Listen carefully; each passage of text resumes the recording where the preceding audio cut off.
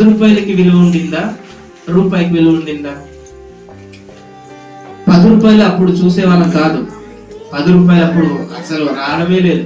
నేనున్నప్పుడే 10 రూపాయలు లేదంటే ఇంకా దాని కంటే ముందు ఉన్న వాళ్ళు వేరు. దానికంటే ఇంకా ముందు మీకు తెలుసు చరిత్ర.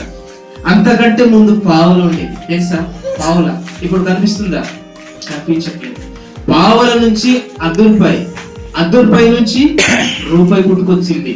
ఆ రూపాయి కలిస్తే 10 రూపాయలు అయ్యింది. ఆ 10 రూపాయలు అలా కలిస్తే 100 రూపాయలు అయ్యాయి.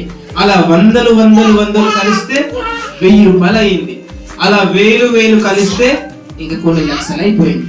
అలాగా స్టార్ట్ అయింది డబ్బు.